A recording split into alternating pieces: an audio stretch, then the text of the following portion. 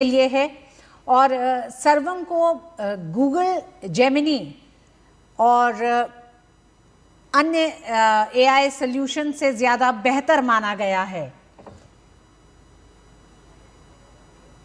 भारत जेन के एक तरह से इस समय उस स्टार्टअप पे प्रधानमंत्री नरेंद्र मोदी मौजूद हैं। भारत जेन के तहत ही सर्वम शोध एआई जो है, ये तमाम वो एआई सॉल्यूशंस हैं जो स्वदेशी सॉल्यूशंस हैं और इनसे एक बड़ा बदलाव देखा गया है। भारत में खासकर ज़मीनी स्तर पर उन तमाम ज़रूरतों को लेकर भारत की विविधता और खासकर लिंग्विस्टिक विविधता जो है उसको ध्यान में रखते हुए सर्वम एक बेहतरीन सॉल्यूशन है। बिल्कुल, भारत बहुत बड़ा देश है, कई तरह की भाषाएं यहाँ बोली जाती हैं, कई तरह की भाषाएं यहाँ लिखी जाती हैं और इसी का कहीं न कहीं सॉल्यूशन निकालने के लिए भारतीय स्टार्टअप्स यहाँ पर डेवलप किए गए हैं और प्रधानमंत्री उन्हीं स्टार्टअप पेविलियंस का यहाँ पर अवलोकन कर रहे हैं। ये हम दृश्य आपको दिखा रहे हैं। इंडिया एआई इम्पैक्ट एक्सपो 2026 का उद्घाटन कर चुके हैं प्रधानमंत्री और उसके बाद एक्सपो में जो विभिन्न पेविलियन वहाँ पर लगे हुए हैं, उन पेविलियंस को प्रधानमंत्री वहाँ पर देख रहे हैं, प्रधानमंत्री उनका अवलोकन कर रहे हैं।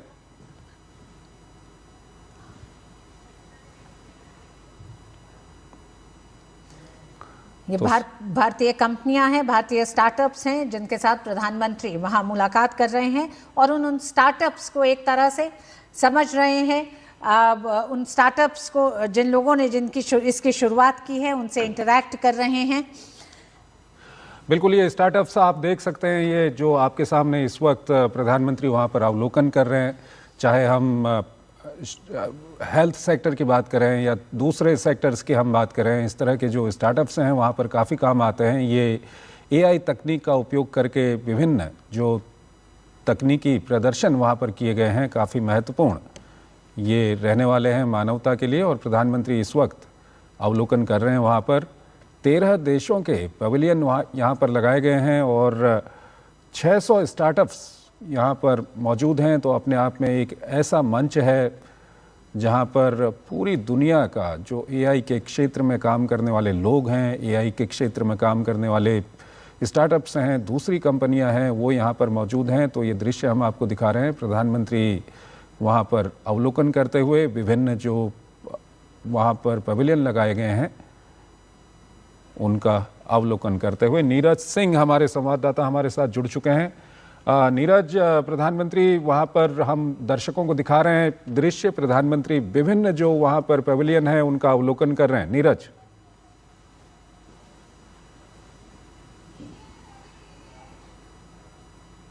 देश के अलग अलग हिस्सों से, दुनिया के अलग अलग हिस्सों से यहाँ पर पहुंचे हैं और इसमें एक बड़ी संख्या चंद्रशेखर जो भारत के स्टार्टअप्स की हैं।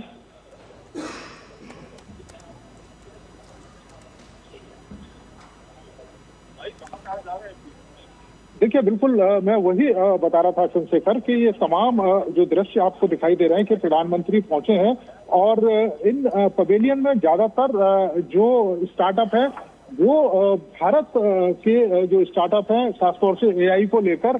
और दूसरी सबसे बड़ी बात है कि आप देखें कि आज हर क्षेत्र में चाहे भारत का कोई सा भी क्षेत्र हो, एआई से अछूता नहीं है और एआई हर क्षेत्र में, खासतौर से हेल्थ के क्षेत्र में देखें कि आज भी देश के अलग अलग हिस्सों में, खासतौर से दूर दराज के हिस्सों में अगर हेल्थ से रिलेटेड कोई परेशानी होती है तो होता ये था कि पहले जो लोग हैं उनको बड़े बड़े मेट्रो शहरों में आना पड़ता था या सुपर हॉस्पिटलिटी जो हॉस्पिटल होते थे उनमें आना पड़ता था। लेकिन अगर एआई इक्विपमेंट से लैस कोई उपकरण अगर ग्रामीण इलाके में भी होगा तो वहां पता लगाया जा सकता है एक मामूली से जो मेडिकल जो स्टूडेंट है उसके माध्यम से कि कौन सी बीमारी है और उस बीमारी के बाद उस व्यक्ति का जो इलाज है वो दूसरे या बढ़िया अस्पताल में किया जा सकता है। उसका समय भी बचेगा और इसके साथ साथ जो बीमारी है वो भी जल्दी पकड़ में आएगी।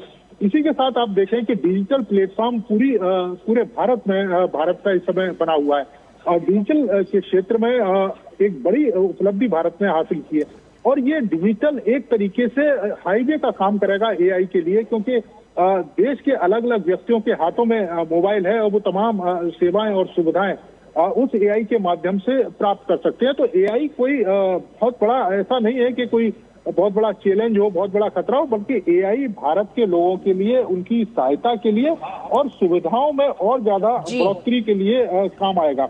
ये तमाम तरह के जो सॉल्यूशन है वो एआई इस समय पेश करता है और प्रधानमंत्री इन तमाम स्टार्टअप जो खासतौर से भारत के अलग अलग हिस्सों से आए लोगों ने यहाँ पर लगाए, उनसे बात करते हुए उनके अनुभवों को समझते हुए कि किस तरीके से ये स्टार्टअप, ये किस तरीके से ये एआई भारत के विभिन्न क्षेत्रों में काम आ सकता है और कैसे हम एआई को साउथ ग्लोबल में एक तरीके से भारत अपने आप को लीडर के तौर पर पेश कर सकता है और पूरे देश और दुनिया को एक बेहतर एआई सॉल्यूशन दे सकता है। जी नीरज, हमारे साथ अजय मिश्र भी जुड़ गए हैं।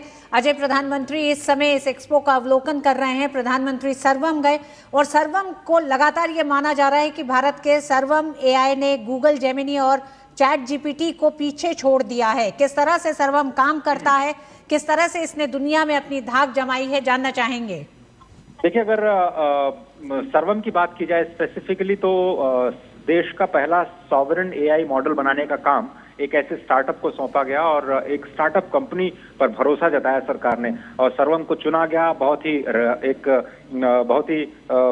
रिग्रेस प्रोसेस के बाद में। और सर्वम ने वो करके दिखाया है जो पूरी दुनिया में अभी तक बड़ी बड़ी एआई कंपनियां नहीं कर पाई। मिसाल के तौर पर जो मल्टी लिंग्विस्टिक ट्रांसलेशन की सुविधा है और एआई इंटरप्रिटेशन की सुविधा है, ऑन द गो आपके रियल डबिंग की सुविधा है, ये सारी की सारी सुविधाएं सर्वम ने अपने बलबूते और भारतीय स्टार्टअप इकोसिस्टम के जरिए पूरी की हैं। और जिस तरह से हमने देखा कि बुलबुल के नाम से जो सर्वम ने अभी लॉन्च किया है पूरा का पूरा मल्टीलिंगुअल सिस्टम, ये पूरे भारत को एक साथ जोड़ता हुआ नजर आएगा। आप सोचिए कि पूरा का पूरा एआई मॉडल पीछे काम करता हुआ एक आपके हर उस प्रश्न का जवाब देगा एआई के माध्यम से, जो दुनिया के किसी दूसरे कोने में दूसरे चैटबॉट्स नहीं दे सकते हैं। तो अगर एफिकेसी की बात की जाए तो आपके जेमिनी थोड़ा बहुत उसके करीब आता है, लेकिन बाकी जो दूसरे चैटबॉट्स हैं वो उसके सामने बिल्कुल नहीं ठहरते हैं। तो 93% से ज्यादा एक्यूरेसी इस सर्वम की बताई जा रही है। इसका ऑडियो वर्जन अलग है, इसका वीडियो वर्जन अलग है और बुलबुल जिसको हम बात कर रहे हैं जो कि मल्टीलिंगुअल आपके जो आप सवाल करते हैं उसको स्थानीय भाषा में आपको जवाब देता है। ऐसी सुविधा दूसरे जो वेस्टर्न कंट्रीज के जो सॉल्यूशंस है हमारे पास उसमें उपलब्ध नहीं है, क्योंकि उनको भारतीय स्थानीय भाषाओं की जानकारी नहीं है। तो भारत के जो ग्रैंड चैलेंजेस हैं उनको सॉल्व करता हुआ ये सर्वम बहुत बड़ा। बिल्कुल अजय, हम लगातार देख रहे हैं प्रधानमंत्री जिन जिन स्टॉल्स पे पहुंचे हैं उसी में से भारत जन पे प्रधानमंत्री मौजूद हैं अपने इस अवलोकन के दौरान। तो चाहेंगे कि आप शोध एआई और भारत जन को लेकर दर्शकों को बताएं कि किस तरह से ये एआई की दुनिया में एक बड़ा बदलाव लेके आ रहा है। तो सर्वम और भारत जन दोनों ने ही मिलकर के जो भारत का जो एआई अपना जो सॉवरेन मॉडल सिस्टम है जिसकी लॉन्चिंग भी की जाएगी। मुझे लगता है कि जिस दिन प्लानरी होगा उस दिन भारत की तरफ से हार्डवेयर और सॉफ्टवेयर दोनों ही तरीके के जो सॉल्यूशंस हैं वो दुनिया के सामने रखे जाएंगे। और अब तक देखा है आपने कि भारत ने हार्डवेयर में बहुत कम अपना नाम किया, सॉफ्टवेयर में हम बड़े सुपर पावर माने जाते हैं, लेकिन एआई की अगर हम बात करें तो हम शुरू से ही वो मैन्युफैक्चरिंग की बस को मिस नहीं करना चाहते और इसलिए हम डेटा सेंटर बनाने पर फोकस कर रहे हैं। डेटा सेंटर की कॉस्ट पूरे दुनिया के मुकाबले आधी है। अगर आप जीपीयूज की बात करें तो 30% 40% पूरे ग्लोबल कॉस्ट में हम बनाने के लिए रेडी हैं। और इस तरह से ग्लोबल साउथ या फिर अपने ही देश के जो ग्रैंड चैलेंजेस है जिन ऐसे मॉडल पर भारत काम कर रहा है जो स्केलेबल हो। हमें ऐसे बड़े एआई मॉडल की जरूरत नहीं है जो वेस्टर्न कंट्रीज में पाए जाते हैं, बहुत ही ज्यादा कॉस्टली हैं। आप सोचिए कि अगर आपको केवल ऑडियो विजुअल के लिए 30-40 एप्स को या एआई टूल्स को हर महीने कुछ न कुछ सब्सक्रिप्शन के लिए पैसे देने पड़े तो आपके लिए बहुत ही कॉस्टली अफेयर हो जाता है इस तरह का।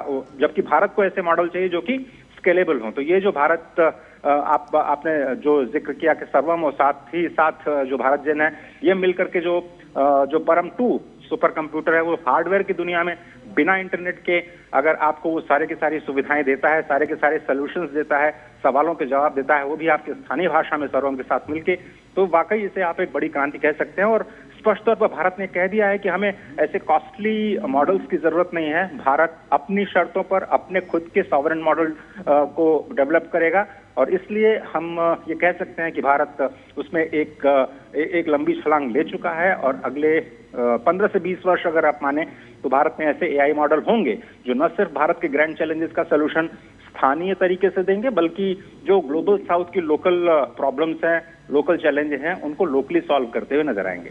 अजय, आपसे ये भी जानना चाहेंगे कि प्रधानमंत्री वहाँ पर जिन भारतीय और दूसरे एआई मॉडल्स का वहाँ पर अवलोकन कर रहे हैं, प्रधानमंत्री ये कहते रहे हैं कि एआई फॉर ऑल, ये किस तरह से वहाँ पर परिलक्षित होते हुए दिख रहा है आपको? देखिए, अगर आपको याद होगा पेरिस में जो हमने को होस्ट किया था पिछली एआई समिट में, उसमें प्रधानमंत्री ने रिस्पॉन्सिबल एआई की बात की थी। उसमें प्रधानमंत्री ने एक ऐसे एआई मॉडल की बात की थी जो सभी के हित के बारे में सोचे, और यही भारत के इस पूरे इम्पैक्ट समिट का उद्देश्य भी है कि हम एक इम्पैक्ट क्रिएट करें। आपको याद होगा जब पहली बार एआई समिट आयोजित की गई लंदन में, तो उसमें कुछ चुनिंदा कंपनियों ने एक तरह से हिस्सा लिया था। बहुत ही छोटी गैदरिंग थी। सियोल में बहुत ज्यादा जो फोकस रहा था वो टेक्नोलॉजी पे था। उसके बाद जो पेरिस में हुआ, पेरिस में आप देखिए तो जो अमेरिका के एक बहुत बड़े लीडर हैं, उन्होंने रेगुलेशन को लेकर के बात की, क्योंकि वो बात करना चाहते थे कि उनके जो देश के प्रोडक्ट हैं वो दूसरे देश में ज्यादा रेगुलेट न किए जाएं। तो उन्होंने यूरोपियन यूनियन की निंदा की इस बात को लेकर के कि उन्होंने एआई को लेकर के क्यों ओवर रेगुलेशन कर दिया। भारत में जो इम्पैक्ट समिट हो रहा है ये एक तरह से पूरा ग्लोबल समिट है, पहला ग्लोबल समिट कह सकते हैं आप इसको, जिसमें किसी कंपनी विशेष के हितों का ध्यान में न रख के भारत पूरे विश्व की बात करता है। सर्वजन सुखाय सर्वजन हिताय की बात इसीलिए कहता है कि हम एक ऐसे मॉडल पर काम कर रहे हैं जो डेमोक्रेटाइजेशन ऑफ टेक्नोलॉजी में विश्वास रखता है। वेस्ट का मॉडल है ऋतु कि आप प्रॉफिट के लिए काम करते हैं। कुछ कंपनियां, 5-6 बड़ी कंपनियां इन्वेस्ट करती हैं, हैवी इन्वेस्टमेंट करती हैं, जिसमें स्टेट का भी पैसा लगता है, प्राइवेट एंटरप्राइजेस का भी पैसा लगता है। उसके बाद वो एक सोल्यूशन बनाती हैं। वो सोल्यूशन फिर बाजार की खोज में पूरी दुनिया में जाता है, यूजर्स बनाता है, पहले फ्री में देता है, उसके बाद आपसे पैसे वसूलता है। ये उनका मॉडल है फॉर प्रॉफिट।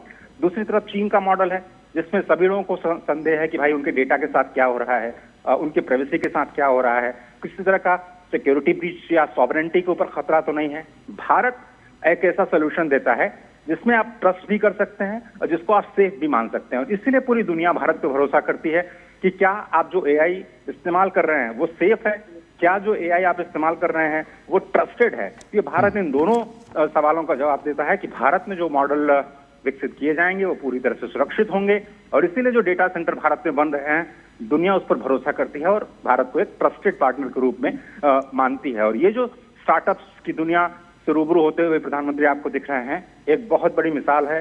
10 साल पहले स्टार्टअप इंडिया की शुरुआत हुई थी, आज एआई पहला समिट हो रहा है। 10 साल बाद आप देखेंगे कि शायद जो 1 लाख 1.5 लाख हम यूनिकॉर्न्स और स्टार्टअप की बात आज आप कर रहे हैं, इतने ही बड़े स्केल पर आपको देश का एआई सिस्टम पूरी दुनिया में छाता हुआ दिखाई देगा। जी अजय, एआई सॉल्यूशंस को लेकर रिस्पॉन्सिबिलिटी, अकाउंटेबिलिटी की बात हो रही थी, लेकिन भारत में इस एआई समिट के साथ अब किस तरह से एआई सॉल्यूशंस सबको उपलब्ध हो, किसी तरह का भेदभाव ना हो, इस पे सबसे ज़्यादा ध्यान दिया जा रहा है। ऐसे में प्रधानमंत्री जिन तमाम एआई सॉल्यूशंस का आज अवलोकन कर रहे हैं उसमें एक एआई सॉल्यूशन है वाधवानी एआई का, जो कि नवजात शिशुओं के लिए है कि उनको कैसे मालन्यूट्रिशन से बचाने के लिए जल्दी उनका मापन किया जा सके, और इसको शिशु मापन ही कहा गया है। जो 5 राज्यों में इस समय इसका इस्तेमाल किया जा रहा है, 11,927 एक तरह से बच्चों पर इसका एक बेहतर असर देखा गया है। तो कैसे ग्रामीण इलाकों में और खासकर ग्लोबल साउथ की भी जब हम बात करते हैं तो विकासशील अर्थव्यवस्थाओं के लिए कितना उपयोगी होने जा रहा है ये पूरा एक्सपो? जी, तो जिस तरह से हमने पहले चर्चा की ऋतु जी की, ये भारत जो गवर्नेंस है, सबसे पहले एआई का इस्तेमाल गवर्नेंस में होगा। सरकार की जो सेवाएं पहुंचती हैं उसमें एआई का इस्तेमाल कैसे किया जाए, आप देखेंगे बहुत सारी योजनाएं हैं उसमें एआई का इस्तेमाल किया जाएगा। डुप्लीकेशन हटाने के लिए जो इंटेंडेड बेनिफिशियरी है उस तक पैसे पहुंचे। यहाँ तक ये भी बात हो रही है कि जो राशन की व्यवस्था है, अभी पायलट शुरू किया गया है गुजरात में कि राशन आपको सीधे न दिया जाए, एआई के जरिए आपको सिर्फ टोकन्स दिए जाएं या कुछ पैसे आपके अकाउंट में दिए जाएं, और उसको बाद जाकर के आप किसी भी दुकान से कुछ भी आप खरीद सकते हैं, उचित मात्रा में आपको मिल सकते हैं। यही बात हेल्थ के क्षेत्र में, यही बात एजुकेशन के क्षेत्र में, और सबसे बड़ी बात जो फार्म सेक्टर हमारा है उसमें एआई को कैसे इस्तेमाल किया जाए उस पर फोकस होने जा रहा है। तो जो आपने बच्चों की मलन्यूट्रिशन का जिक्र किया, बहुत इंपॉर्टेंट है इस लिहाज से, क्योंकि पहले से ही पता लगा पाना बच्चों की सेहत के बारे में, उनको कौन से न्यूट्रिशन दिए जाने चाहिए और कैसे सप्लीमेंट्स की जरूरत है। और उसी में जो हमारा मल्टीलिंगुअल मॉडल आता है वो आता है कि अगर माँ घर पे कोई बड़ा नहीं है तो वो बिना इंटरनेट के जरिए भी अपने लोकल मोबाइल, छोटे से मोबाइल में वो सवाल कर सकती है माँ कि मेरे बच्चे को दस्त हुआ है तो मैं क्या कर सकती हूँ इसके लिए, डायरिया के क्या सॉल्यूशंस मेरे घर में मौजूद हैं। और वो उनकी स्थानीय भाषा में ही उनको बताता है कि आपको अमुक किसी ORS पैकेट या किसी ऐसी दवाई का सेवन करना है जो आपके लिए सेफ हो। तो इस तरह के जो हेल्थ सोल्यूशन है, उसी तरह से एजुकेशन में कैसे आप नई शिक्षा नीति में क्लास 3 से ही आप एआई को इंट्रोड्यूस करते हैं, क्लास 6 से आप स्किलिंग की बात करते हैं, अपस्किलिंग की बात करते हैं, रीस्किलिंग की बात करते हैं।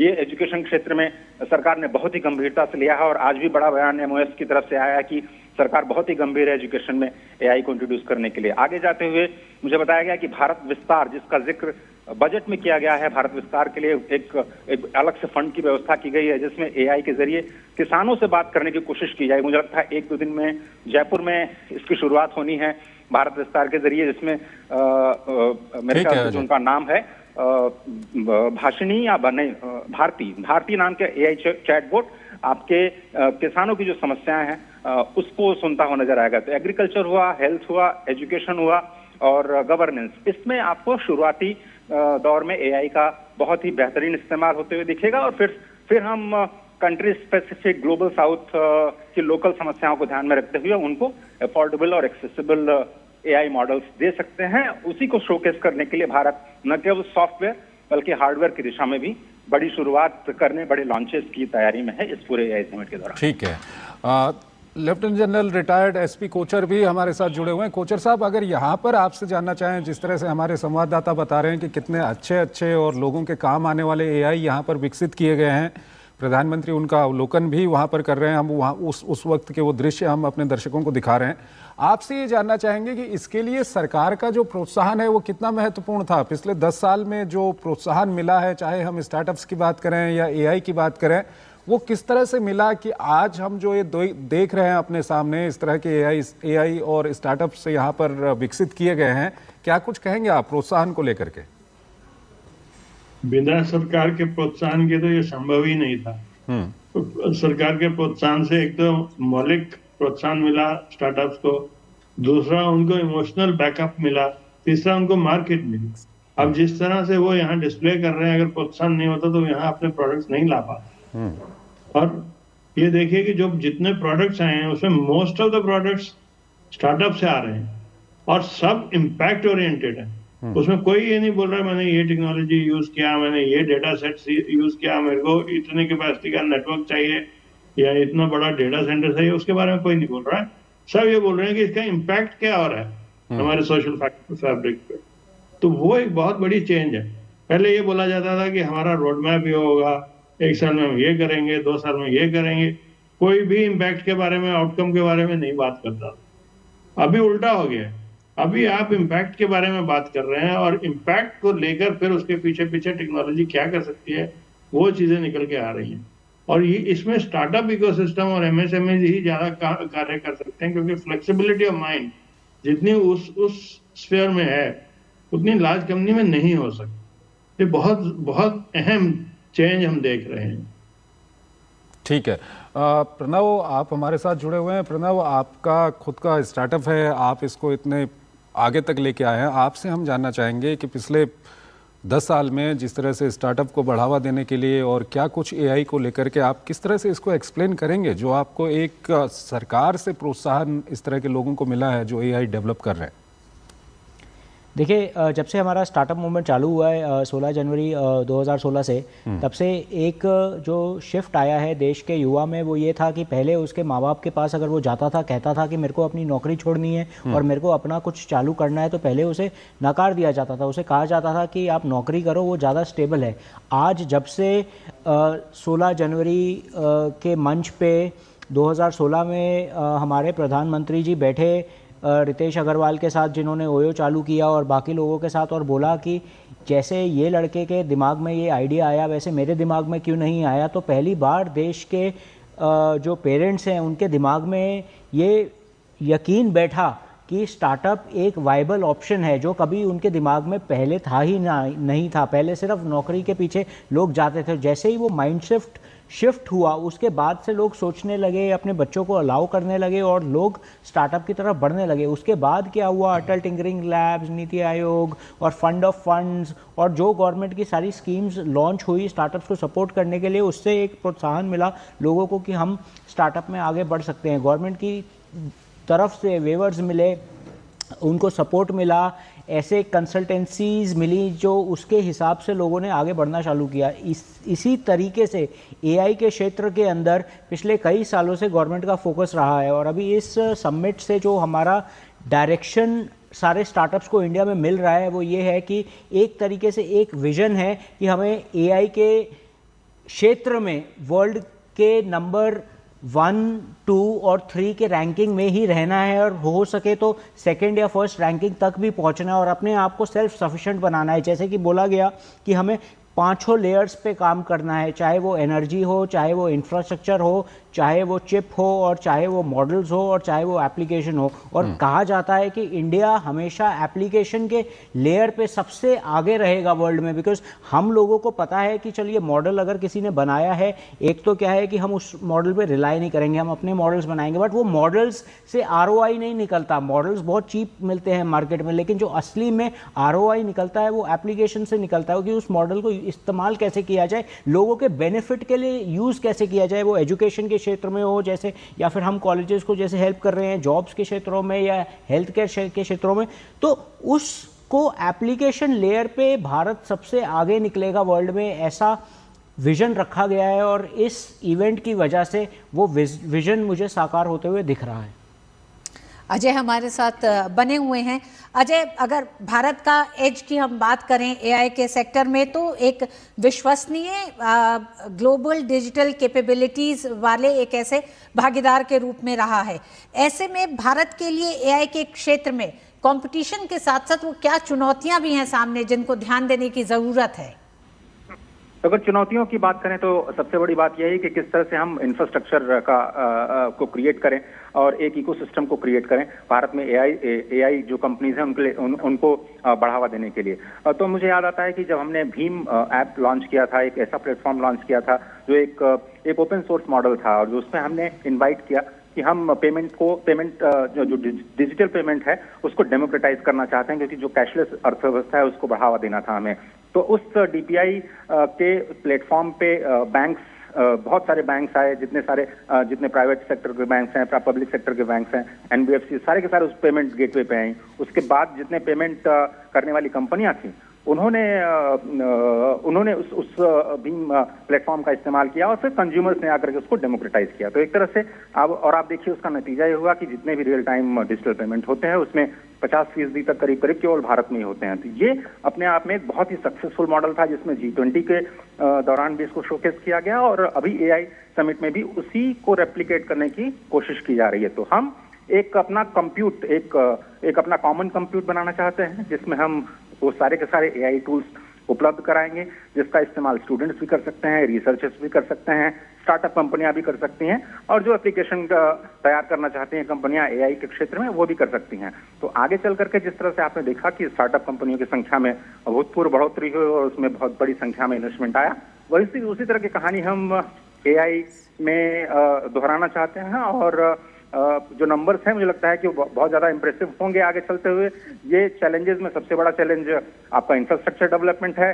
स्टेट पॉलिसीज को कुछ चेंज करना होगा, इसकी भी बात की जा रही है। आगे जाते हुए जो मैन पावर है उसको कैसे हम अपस्किल करें और रीस्किल करें जिससे कि हम इस्तेमाल कर पाएं अपने जो इमर्जिंग चैलेंजेस हैं उनको लेकर के। तो ये और इन सारी चीजों को देखते हुए हम अपने कंपनियों के लिए भी एक ऐसे बाजार को क्रिएट कर पाएं जो कि यूनिवर्सल गुड को बढ़ावा दें और एक रिस्पॉन्सिबल AI को बढ़ावा दें।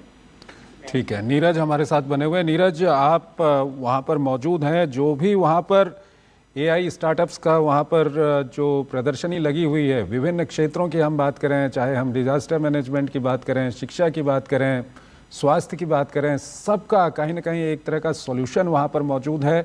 क्या कुछ आप कहेंगे नीरज, जो कुछ आप देख रहे हैं वहाँ पर?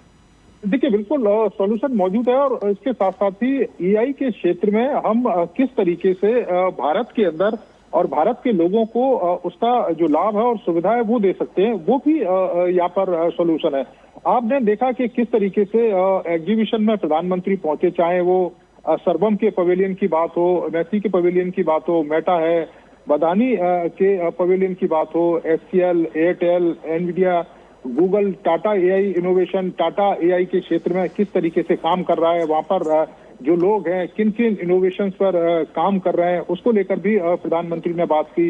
इसके साथ साथ ही हमने देखा है कि रिलायंस इंटेलिजेंस किस तरीके से एआई के क्षेत्र में काम कर रहा है, और खासतौर से मैं बागवानी की अगर मैं बात करूं कि ये एक इस तरह का एआई टूल है कि जो न केवल शिक्षा के क्षेत्र में बल्कि स्वास्थ्य के क्षेत्र में और कृषि के क्षेत्र में जो काम है वो करता है। खासतौर से आप देखें कि हेल्थ सेक्टर में टीबी को किस तरीके से नियंत्रित किया जा सकता है, माता और शिशु के स्वास्थ्य के लिए एआई का समाधान किस तरीके से हम कर सकते हैं, और खासतौर से अगर हम कृषि की बात करें तो कृषि में कपास है उसके कीट प्रबंधन का किस तरीके से प्रयोग किया जा सकता है। एआई टूल को किसान मौसम की जानकारी, और हमने देखा है कि बड़ी संख्या में जो फसल है वो कीट के कारण उसका नुकसान हो जाता है, तो उसको किस तरीके से उसका एआई समाधान दे सकता है, क्या क्या उपाय हम लोग कर सकते हैं। तो ये जो बागवानी एआई है 2026 तक जो लक्ष्य है 190 मिलियन लोग हैं उन तक पहुंचने का। इसके साथ साथ ही अजय हमारे कॉरेस्पोंडेंट सरबम एआई के बारे में बता रहे थे। मैं आपको बता दूं कि दुनिया भर के जो तमाम एआई हैं वो ऑनलाइन मोड पर काम करते हैं, लेकिन सरबम एक ऐसा एआई है जो ऑफलाइन भी काम करेगा। इसको आप स्मार्टफोन से लैपटॉप पर सीधे रन कर सकते हैं, क्लाउड सर्वर या इंटरनेट कनेक्शन की जरूरत नहीं होती। और एआई जो सरबम है इसका जो मकसद है वो एआई को और ज्यादा तेज और ज्यादा जो प्राइवेसी है और रोजमर्रा की जो तमाम डिवाइस हैं उसमें इस्तेमाल करने जो लायक है वो बनाता है। तो अपने आप में कह सकते हैं कि दूसरे एआई सॉल्यूशन से एक अलग तरह का सॉल्यूशन जो सरबम है वो पेश करता है। डेटा प्राइवेसी इससे मजबूत होती है। तो ये तमाम तरह के जो उपाय हैं वो यहाँ पर इस समय हमने देखा है कि 600 के करीब जो स्टार्टअप है, एंटरप्रेन्योर्स हैं, वो यहाँ पर पहुंचे हैं।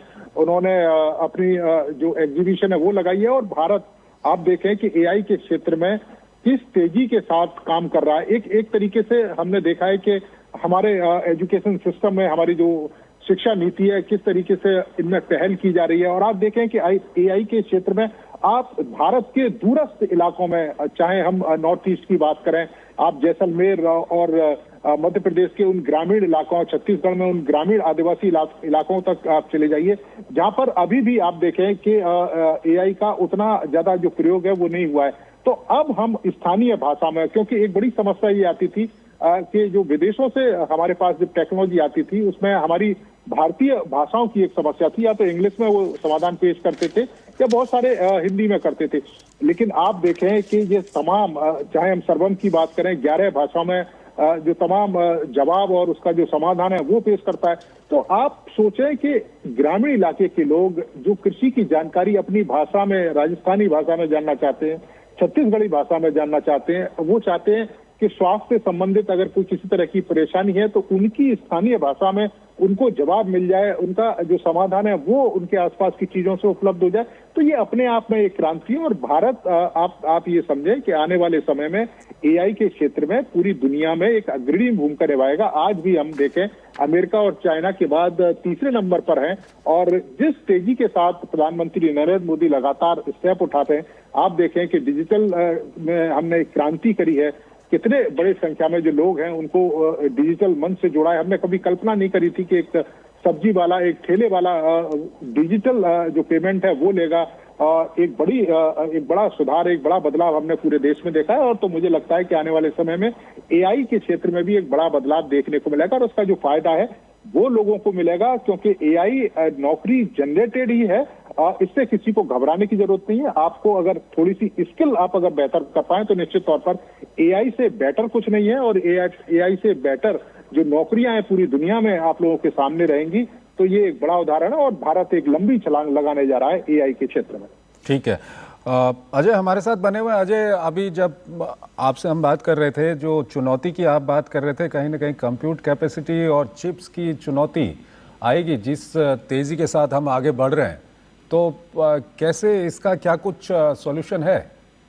नहीं, इसको लेकर के बहुत सारे सवाल किए गए हैं पहले भी, और अश्विनी वैष्णव साहब ने इसका जवाब बहुत ही सरल तरीके से दिया कि भारत जिस मॉडल पे काम कर रहा है उसमें इतनी जरूरत होगी नहीं, चिप्स की जरूरत नहीं होगी, और हम जो मॉडल तैयार कर रहे हैं वो बहुत ही एक्सेसिबल हैं, बहुत ही अफोर्डेबल हैं, और जहां तक चिप प्रोडक्शन की बात है तो इंडिया सेमीकॉन मिशन के जरिए उस पर भी हम लगातार काम कर रहे हैं। तो हम केवल सॉफ्टवेयर नहीं बल्कि हम हार्डवेयर के साथ साथ इस पूरे जर्नी को आगे लेकर के जाना चाहते हैं, और यही वजह है कि जो एआई समिट है इसमें आपको केवल सॉफ्टवेयर नहीं बल्कि हार्डवेयर के मोर्चे पर कई सारे नए सॉल्यूशंस भी आते हुए दिखाई देंगे। ठीक है अजय, प्रणव हमारे साथ जुड़े हुए हैं, यहाँ पर खुद उनका स्टार्टअप है। अर्जुन राव भी हमारे साथ जुड़े हुए हैं। अर्जुन राव, अगर आपसे जानना चाहेंगे, ये जो अजय से हमारी बात हो रही थी अभी, कंप्यूट कैपेसिटी और चिप्स की कोई चुनौती आएगी आने वाले समय में, आएगी तो कैसे इसका सॉल्यूशन निकलेगा, और जो हार्डवेयर पे अगर हम डिपेंड रहेंगे तो क्या कुछ फायदा होगा? जी, जैसे अजय जी ने कहा, एक चीज हमें ध्यान रखनी है कि जिस तरीके से हम इनोवेशन कर रहे हैं हमारे देश में अलग अलग एआई के क्षेत्रों में, तो लार्ज लैंग्वेज मॉडल्स एक ही सेक्टर है जहां पे कंप्यूट की जरूरत बहुत अधिक है। बाकी सारे एरियाज में काफी कम कंप्यूट में efficient models, small models, medium size models हम चला सकते हैं, और इसीलिए हमें हमारी कंप्यूट की जरूरत दुनिया के मुकाबले या अमेरिका वगैरह के मुकाबले काफी कम होनी चाहिए। अब उस केस में नेशनल एआई मिशन ने और सेमीकंडक्टर मिशन ने ऑलरेडी जो बाहर से हमें कंप्यूट लेके आना है उसकी थोड़ी सुविधा कर दी है हमारे स्टार्टअप्स के लिए, हमारे बेस्ट एआई मॉडल कंपनीज के लिए वगैरह वगैरह के लिए। और दूसरा, सेमीकंडक्टर मिशन के तहत हम नए स्टार्टअप कंपनियां बन रही हैं जो अपनी खुद की इंडियन चिप्स बना रही हैं, ताकि आगे जाके हमें बाहर के चिप्स पे इतना डिपेंडेंस ना जरूरत पड़े। तो एक चीज है कि हमें कितनी जरूरत है, हमारी डिमांड कम है क्योंकि हम एफिशिएंट मॉडल्स बना रहे हैं। दूसरी चीज है कि ये डिमांड फुलफिल करने के लिए हम जो है बाहर से कुछ चिप्स लेके आ रहे हैं, और उसको काफी सस्ते पे सरकार हमें उन स्टार्टअप्स के लिए पर्टिकुलरली उनको अवेलेबल कर रही है, ताकि स्टार्टअप्स पे प्रेशर ना हो कि उन्हें बहुत महंगी चिप्स बहुत ज्यादा खरीदनी पड़े। बट हमको उसमें सेल्फ सफिशिएंसी और सॉवरिन बनना पड़ेगा। शायद इसमें थोड़ा सा वक्त लगेगा, बट काम शुरू हो गया है। ठीक है प्रणव, आप क्या कुछ कहना चाहेंगे? कंपनीज बन रही हैं। मैं भी यही बोलना चाहूँगा कि जिस तरीके से हम लोग बढ़ रहे हैं हमें डेफिनेटली चिप्स की ज़रूरत पड़ेगी। जैसे अर्जुन ने बोला कि हम लोगों का ज़्यादा रिलायंस स्मॉल मॉडल्स पे और ऐसे मॉडल्स पे है जो लार्ज लैंग्वेज मॉडल्स नहीं हैं, जो अमेरिका यूज़ करता है, तो इसीलिए शायद कंप्यूट की रिक्वायरमेंट अभी कम है। आगे जाके जैसे जैसे स्टार्टअप्स बढ़ते रहेंगे कंप्यूट की रिक्वायरमेंट बढ़ेगी। अच्छी बात यह है कि ऑलरेडी ये इनिशिएटिव चालू हो गया है, देश में एक मैसेज जा चुका है, स्टार्टअप्स को सपोर्ट किया जा रहा है कि आप चिप्स के क्षेत्र में काम कीजिए, और उसमें गवर्नमेंट ने पूरा अपना सपोर्ट पीछे से दिया है। तो जैसे जैसे हम आगे बढ़ रहे हैं ये कंप्यूट का रिक्वायरमेंट बढ़ता रहेगा, और साथ ही साथ हमारा सेल्फ रिलायंस भी बढ़ेगा, एंड हम लोग इसके अंदर प्रोड्यूस करेंगे ताकि बाहर से हमें कम चिप्स लेना पड़े और हम अपने में सेल्फ सफिशिएंट बने। जी, हमारे साथ दोनों ही मेहमान जुड़े हुए हैं। अर्जुन, आपसे जानना चाहेंगे कि जब हम बात करते हैं कि मेजॉरिटी स्किल्स भारत का जो है वो कोडिंग के स्तर पर ज़्यादा है, ऐसे में जब AI talent hub global companies के लिए भारत अपने आप को आने वाले समय में इस तरह से पेश करना चाहता है, तो सबसे ज़्यादा जो ज़रूरी है वो इन्वेस्टमेंट भी है, टैलेंट को तैयार करना भी है। तो किस तरह से उस तरफ काम होता दिख रहा है आपको भारत में? जी बिल्कुल, हमारी ऑलरेडी पिछले 2 दशकों में हिस्ट्री रही है कि जीसीसीज की सेटअप और ग्रोथ काफ़ी तेज़ी से हुई है। तो दुनिया में शायद सबसे बड़ी सॉफ्टवेयर डेवलपमेंट बेस हमारी ऑलरेडी बनी हुई है, और अब गोल ये है कि ये सॉफ्टवेयर डेवलपमेंट बेस को हम एआई डेवलपमेंट बेस में कैसे कन्वर्ट करें, राइट। तो जो एक अपस्किलिंग का काम है और कंटिन्यूअस स्किलिंग का काम है, तो ये हमको हमारे स्कूल लेवल से फिर कॉलेजेस लेवल पे और फिर हमारे कॉर्पोरेट लेवल पे ये जोर देना है।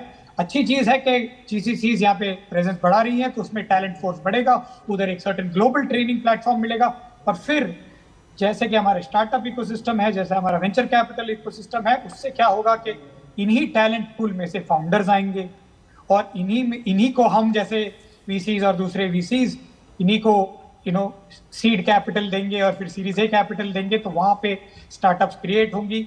और जैसे दूसरे किसी स्पीकर ने कहा कि आज ऐसा कोई प्रॉब्लम नहीं है कि स्टार्टअप क्यों शुरू करे या क्यों ना शुरू करे।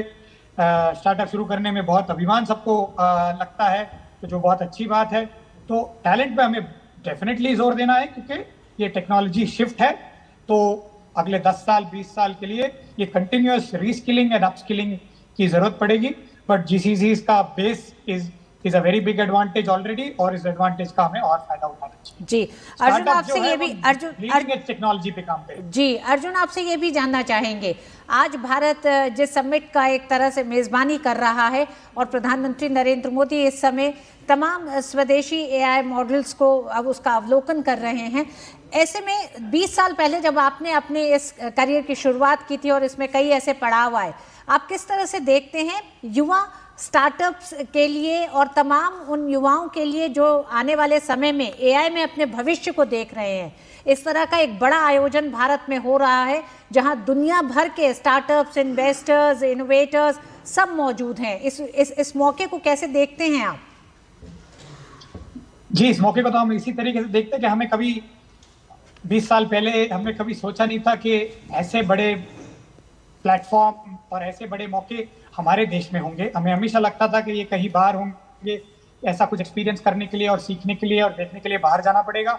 ये आज हमारे देश में है, हमारे राजधानी में है, तो ये हमारे यंगस्टर्स के लिए और नेक्स्ट जनरेशन के लिए ये मोटिवेशन इससे ज़्यादा क्या हो सकता है, राइट। दूसरी चीज़ है कि ये सारी चीज़ें देख के, सर्वम देख के, भारत जन देख के और ये सारे प्लेटफॉर्म्स और ये सारी टेक्नोलॉजीज देख के इमेजिन कीजिए कोई कॉलेज में हो या जस्ट अभी कॉलेज से निकले हो, वो सोचे कि ये हम भी कर सकते हैं, क्योंकि ये जब दिखता है उससे मोटिवेशन बढ़ती है और उससे इंस्पिरेशन आती है कि ये हमारे जैसे ही हैं, ये हमारे सीनियर हैं, इन्होंने बनाया है तो हम भी बनाएंगे, तो मोटिवेशन बढ़ती है।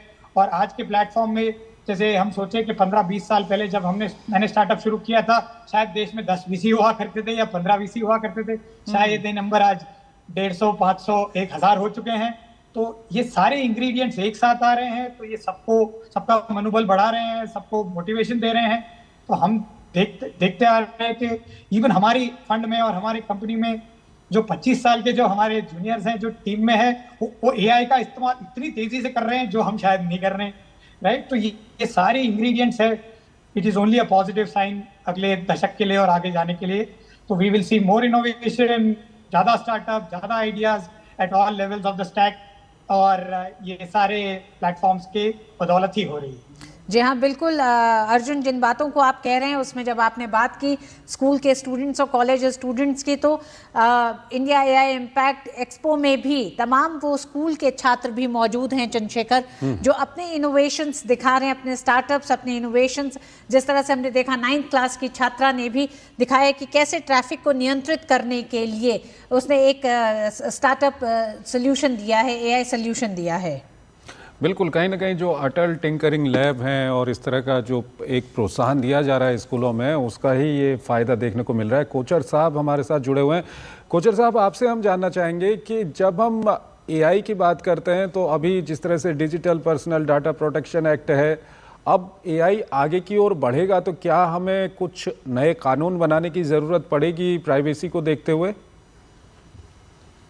देखिए, जब भी कोई टेक्नोलॉजी आती है तो उसके साथ पॉलिसी और रेगुलेशन अहम होती है।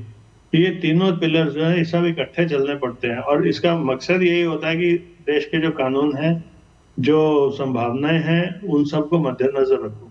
अगर हम सिर्फ एक चीज को देखें तो हमारा प्रोग्रेस उतना नहीं हो सकता। तो इसको मद्देनजर रखते हुए अगर एआई बढ़ रहा है तो उसमें डेटा प्रिवेसी और ये सब चीजें रूल्स और रेगुलेशन से आएंगी और उसको टेक्नोलॉजी सपोर्ट करेगा और उसकी तरफ हम अग्रसर हो रहे हैं और काफी तेजी से हो रहे हैं। ये नहीं है कि वो हम सोच रहे हैं कि पहले टेक्नोलॉजी आ जाए उसके बाद रेगुलेशन या पॉलिसी आ जाएंगी, तीनों चीजें इकट्ठी चल रही।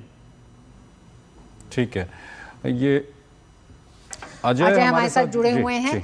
अजय, हम बात लगातार कर रहे हैं कि किस तरह से आने वाले समय में अपस्किलिंग की बात हो रही है, तो अपस्किलिंग को लेकर एआई स्किल्स को बेहतर करने के लिए अब स्कूलों से ही शुरुआत की जा रही है। अटल टिंकरिंग लैब्स तो हैं, लेकिन एक जो बड़ी चुनौती है, क्योंकि युवा एआईबी प्रोग्राम जो है वो एआई स्किल्स को हर बच्चे तक पहुंचाने का एक बड़ा, एक तरह से एक बड़ी शुरुआत है।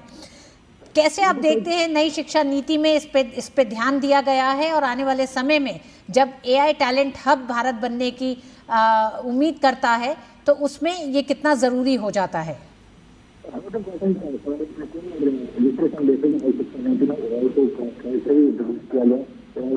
क्या होता है, किस तरह से एआई काम करता है, यहाँ तक कि चैटजीपीटी का इस्तेमाल भी बहुत सारे लोग अभी शुरुआती तौर पर करना शुरू कर चुके हैं।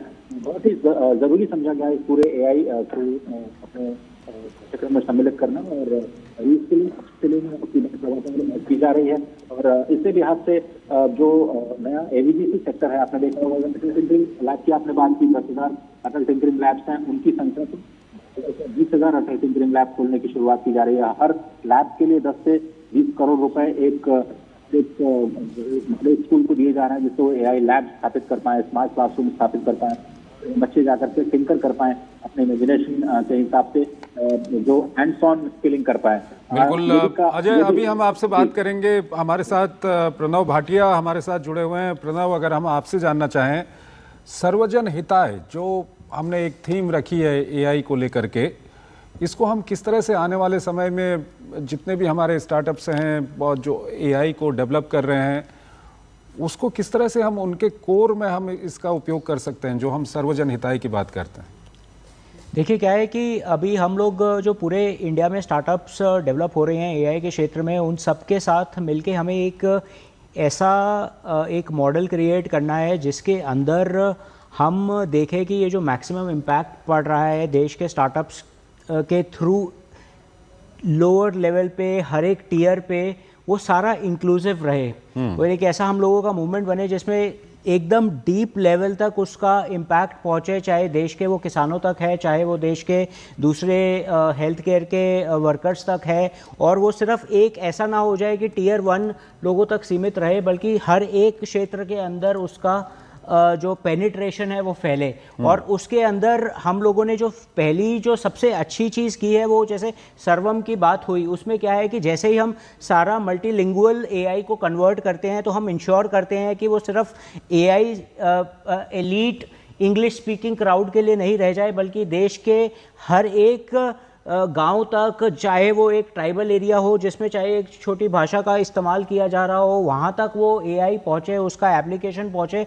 उस तरीके से हम लोगों का ये जो सारा सेटअप किया गया है to work on all the 5 layers of AI, वो इंश्योर करेगा विद मल्टीलिंगुअल मॉडल्स की जो एआई का एप्लीकेशन है एज वेल एज उसका यूज़ केस है, उससे फ़ायदा हर एक टीयर में पहुँचे इंडिया के डेवलपमेंट के लिए। ठीक है, हमारे साथ अर्जुन राव जुड़े हुए हैं। अर्जुन, एक और महत्वपूर्ण यहाँ पर सवाल है, क्या किसी तरह का कोई कॉरपोरेट कंट्रोल तो नहीं हो जाएगा आने वाले समय में? अर्जुन, मेरी जी वैसे जी हाँ, नहीं, ये जरूरी सवाल है उठाना और ध्यान रखना, पॉलिसी लेवल पे और कलेक्टिवली इंडस्ट्री लेवल पे भी देखना कि सारा एआई का कैपेबिलिटी हो, स्किल हो, डेटा हो, कंप्यूट हो, ये कहीं भी कुछ गिने चुने कंपनियों में कॉन्सेंट्रेट ना हो जाए, ताकि इनोवेशन बढ़ता रहे, अलग अलग कॉर्नर से आते रहे, अलग अलग कंपनियों से आते रहे और कंपटीशन लगा रहे, क्योंकि कंपटीशन से ही इनोवेशन और तेजी से बढ़ता है। ये हमें हमेशा समझने की और याद रखने की जरूरत है। कोई भी किसी भी क्षेत्र में मोनोपोलाइज करने की जरूरत सिचुएशन ना आ जाए, उसके लिए कोर इंग्रेडिएंट जो है, जो कंपोनेंट्स हैं, जो हम कब से बात कर रहे हैं, जो डेटा है, जो कंप्यूट है, जो टैलेंट है, इसको स्प्रेड करने की काफी जरूरत है। और खासकर ये बहुत जरूरत है कि हम स्टार्टअप्स पे बहुत ध्यान दें, क्योंकि बाय डिफॉल्ट स्टार्टअप्स बड़ी कंपनियों से तेज चलती हैं, वो अलग सोचती हैं, नया सोचती हैं, आगे सोचती हैं, क्योंकि उनके पास हिस्ट्री का बर्डन नहीं होता, तो वो हमेशा नई चीजों के बारे में सोचते रहते हैं।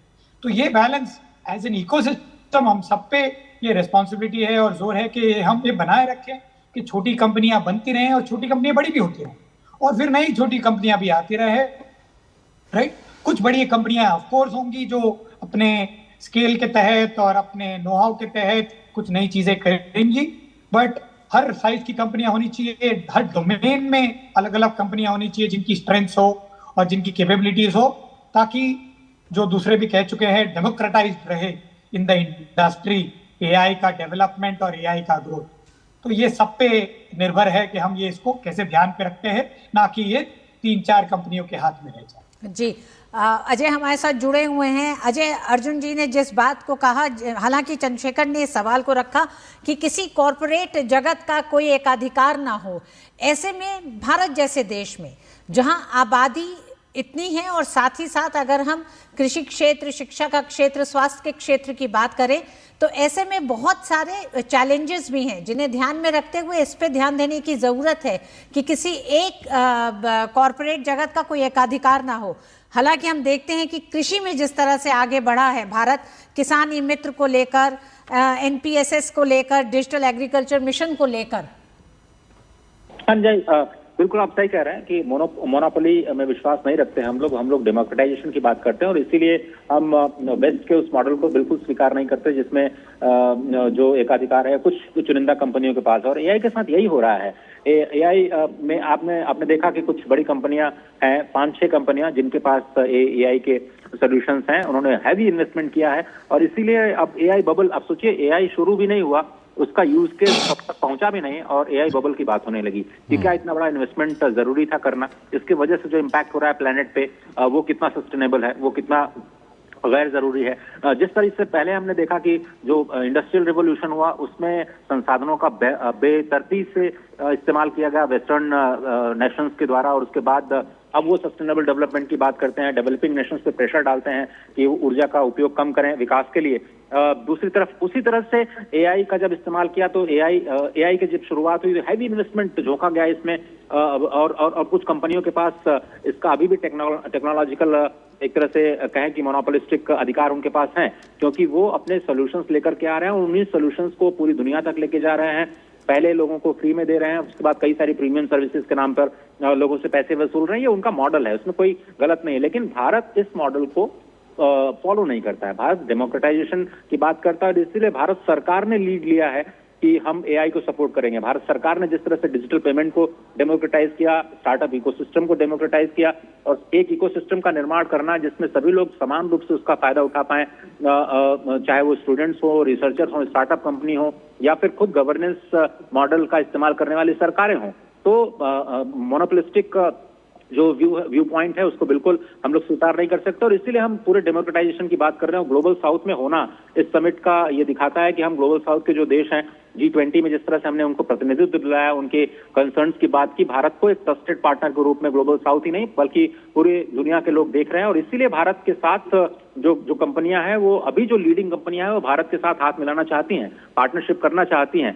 और थोड़ा सा मुझे लगता है कि अब आप लोगों को इस बहस को थोड़ा सा मोड़ देना चाहिए उस बड़े बयान की तरफ भी, जहां आज अश्विनी वैष्णव साहब ने कहा कि जो ये बड़ी कंपनियां हैं या फिर जो ओटीटी प्लेटफॉर्म्स हैं जिन पे हम कंटेंट क्रिएट कर रहे हैं एआई का इस्तेमाल करते हुए, वे कल्चरल कॉन्टेक्स्ट में लेते हुए जो स्थानीय कानून है उसका पालन करते हुए किसी भी देश में काम करें। और ये भी एक डेमोक्रेटाइजेशन का तरीका है कि आप अपने रेगुलेशंस को अपने तरीके से, जहां पर आप लिस्टेड हैं या जहां आपने कोई इनकॉर्पोरेट किया है, उसकी बात नहीं कर सकते जिस मोनोपोलिस्टिक कल्चर की आप लोग चर्चा कर रहे हैं। तो स्पष्ट तौर पर सरकार ने ये संदेश दे दिया है कि आपको जो देश के लोकल कानून है उसके तहत काम करना होगा। ओटीटी कंटेंट की बात करें तो जो कल्चरल कॉन्टेक्स्ट है उसको ध्यान में रख करके ऐसे कंटेंट को प्रमोट करना होगा जहां पर किसी भी कल्चरल एस्पेक्ट को धक्का न लगे।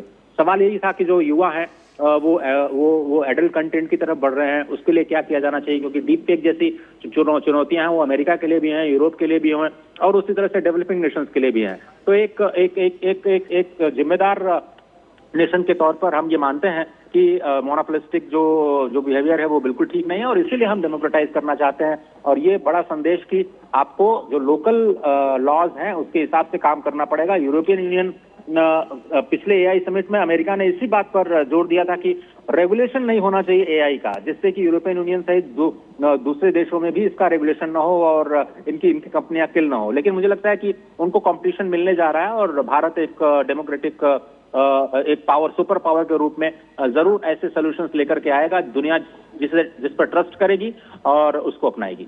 ठीक है अजय, काफ़ी महत्वपूर्ण बात आपने कही कि भारत कॉम्पिटिशन की बात करते हैं तो भारतीयों का डाटा बेचकर विदेशी कंपनियां लाखों अरबों करोड़ों कमा रही हैं। ऐसे में क्या कुछ होना चाहिए, किस तरह से जो हमारा डाटा है वो हमारे स्टार्टअप्स के लिए उपयोग हो और इस डाटा से कहीं ना कहीं देश को फ़ायदा हो। क्या डाटा को विदेशी कंपनियां जब उससे फ़ायदा उठा रही हैं तो डाटा पर कोई टैक्स लगाना, इस तरह का कुछ हो सकता है क्या? देखिए, हम तो टेलीकॉम सेक्टर से ये पहले से ही बोल रहे हैं कि डेटा और एप्लीकेशन जो विदेशी कंपनियां हमारे नागरिकों पर से कमा रही हैं वो बाहर जा रहा है, उसमें गवर्नमेंट को भी कुछ नहीं मिल रहा और हमारे नागरिक को भी कुछ नहीं मिल रहा। टेलीकॉम में भी ये हो रहा है और अब एआई में अगर हम अंकुश नहीं लगाएंगे तो वही होगा। अब खुशी की बात यह है कि सरकार ने एक ऐसे कदम लिया है जिसमें जो इन्वेस्टमेंट हैवी इंफ्रास्ट्रक्चर है एआई का वो सरकार डेमोक्रेटाइज कर रही है कि सभी को मिलेगा। उसके बाद आप अपनी अपनी क्षमता के हिसाब से उसमें एप्लीकेशंस बनाएं। अब अगर फिर भी फॉरेन कंपनीज अपने एप्लीकेशन लाते हैं या डेटा हमारा यूज करती हैं तो मेरे ख्याल से उनके ऊपर अंकुश लगाने के लिए कुछ ना कुछ फाइनेंशियल बर्डन डालना चाहिए, जिससे कि इंफ्रास्ट्रक्चर में हमारा इंडियन इंफ्रास्ट्रक्चर बढ़ाने के लिए उनको भी कंट्रीब्यूट करना चाहिए, जो आज की डेट में वो नहीं कर रहे हैं। तो ये होना चाहिए। और साथ ही साथ अगर स्टार्टअप्स की हम बात करें तो कई स्टार्टअप्स ऐसे हैं जिसमें फॉरेन वेंचर कैपिटल है, तो उसको लेकर के हम कैसे उसका फायदा देश को मिले, देशवासियों को मिले, क्या कुछ करना चाहिए इस पर?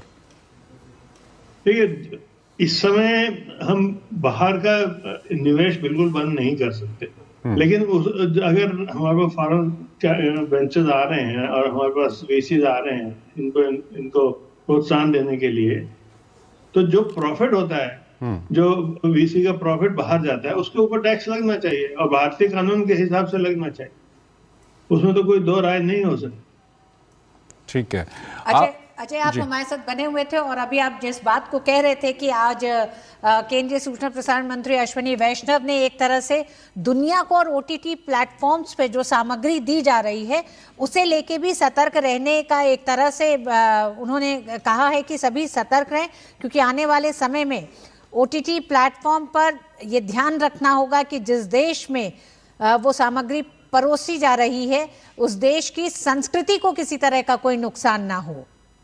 हाँ जी, बिल्कुल। और बहुत स्पष्ट तरीके से उनसे सवाल किया गया और वो जो सज्जन उनका इंटरव्यू कर रहे थे, उनके साथ चैट कर रहे थे, वो अमेरिका के ही थे। उन्होंने कहा कि डीप फेक को लेकर के हम लोग बहुत ज्यादा चिंतित हैं। तो आपको क्या लगता है कि जो हमारे बच्चे हैं जो बड़े हो रहे हैं, एडोलेसेंस एज में जा रहे हैं, वो एडल्ट कंटेंट तक उनकी पहुंच ना हो पाए, उसके लिए कोई लॉ बनाने की जरूरत है क्या? स्पष्ट तौर पर उन्होंने सवाल किया था, मुझे अच्छे से याद है। उसके जवाब में उन्होंने कहा कि देखिए, इसमें कोई दो राय है ही नहीं है कि ऐसी चीजें जो कि किसी भी कल्चर को प्रभावित करती हैं नेगेटिवली, उसको तो प्रमोट किया ही नहीं जा सकता। स्पष्ट तौर पर उन्होंने ये नहीं कहा कि हम लॉज को बदलेंगे या कोई नया कानून लेकर के आएंगे या कानूनों में बदलाव करेंगे, पर आईटी लॉज हमारे हैं। जिस तरह से ऑब्ससीन कंटेंट को हम लोगों ने बैन किया और उन्हीं लॉज के तहत हमने बहुत सारे ओटीटी प्लेटफॉर्म निकाल से 30 या 32 प्लेटफॉर्म्स को हमने पिछले दिनों में बैन भी किया है, पूरी तरह से उन पर एक्सेस तो बैन ही लगा दिया है। तो और उन्होंने स्पष्ट तौर पर कहा कि जो ओटीटी कंपनी नाम लिया उन्होंने नेटफ्लिक्स जैसे प्लेटफॉर्म्स का नाम लेते हुए,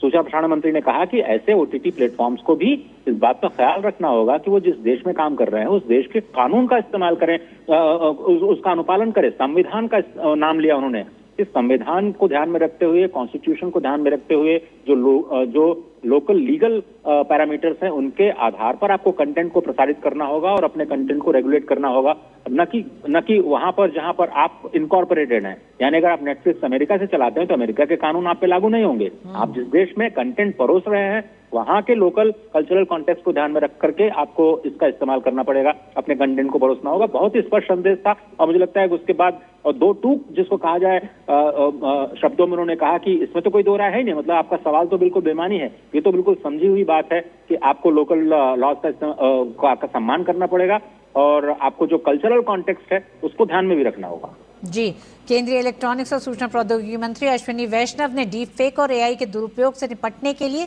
तकनीकी और कानूनी समाधानों पर भी जोर दिया और 30 देशों से ज्यादा अधिक देशों के साथ इस समय चर्चा इसको लेकर चल रही है ताकि वैश्विक स्तर पर इसके समाधान निकाले जा सके। मेजर जनरल कोचर हमारे साथ बने हुए हैं, इसको आप कितनी बड़ी चुनौती भी और एक समस्या के तौर पर भी देखते हैं, खासकर उन तमाम विकासशील देशों के लिए जो अपनी संस्कृतियों को लेकर बात संवेदनशीलता की नहीं है, लेकिन वो एक ऐसा क्षेत्र है जहां से तमाम उन देशों की मंशाएं पूरी हो सकती हैं अगर इसके जरिए वो अगर देश में किसी भी तरह की, एक तरह से कह सकते हैं कि घुसपैठ की कोई कोशिश की जाए तो। देखिए, जितनी भी इंटरनेशनल कॉन्फ्रेंसेस में मैं गया हूं, जब वहां पे बैठते हैं तो जितने वहां पे डेवलपिंग नेशंस हैं वो सब कहते हैं ये नहीं होना चाहिए, लेकिन वही बात होता है who will bell the cat. तो भारत की तरफ देखते हैं कि अगर आप लीडरशिप रोल लेंगे तो हम आपका साथ देंगे, और खुशी की बात है कि अभी भारत लीडरशिप रोल ले रहा है और वो सब हमारी तरफ देखेंगे कि अगर भारत ने कर दिया तो हम भी कर सकते हैं। और ये बहुत खुशी की बात है कि गवर्नमेंट ने एक बहुत बड़ा स्ट्रांग स्टेप लिया है जो आज तक नहीं, इसी गवर्नमेंट ने पहले भी 1-2 स्टेप्स लिए हैं, लेकिन अमूमन पूरे विश्व में जो छोटी कंट्रीज है वो डरती है कि अगर हम बहुत स्ट्रिक्ट एक्शन लेंगे तो हमारा ही नुकसान। तो ये एक सोची समझी चाल भारतीय सरकार ने चली है कि भारतीय कानून, भारतीयों का फायदा सर्वोपरि है और बाकी चीजें सब अलग। तो ये बहुत अच्छी चीज है और मेरा ख्याल एक तरह से लीडरशिप रोल भारत इसमें अपनाएगा और उसके कारण भारत में निवेश भी और आएगा, और जितने डेवलपिंग नेशंस हैं और जितने नेशंस हमारी उपेक्षा करते हैं उनको हमारे एक्सपोर्ट्स भी जाएंगे। तो ये बहुत अच्छा होगा जिस तरह हम चल रहे हैं।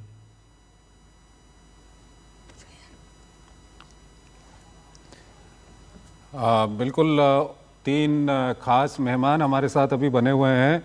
कोचर साहब, सबसे पहले आपसे ही हम जानना चाहेंगे, ये तकनीकी के जो विभिन्न पहलू हैं उस पर तो हमने बात की, अब हम थोड़ा सा जो एआई इम्पैक्ट समिट है जो अगले 4 दिन चलेगी आज से 20 तारीख तक, इसको लेकर के बात करेंगे। आपसे हम ये जानना चाहेंगे कि ये जो समिट है यहाँ पर विभिन्न सत्र होंगे, इस क्षेत्र से जुड़े हुए कई लोग वहाँ पर मौजूद होंगे, दुनिया के कई नेता यहाँ पर पहुँच रहे हैं, क्या कुछ भारत से एक संदेश, एक मैसेज जा सकता है 20 तारीख को पूरी दुनिया के लिए, क्योंकि एआई पर ही पूरी दुनिया कहीं ना कहीं केंद्रित होती जा रही है।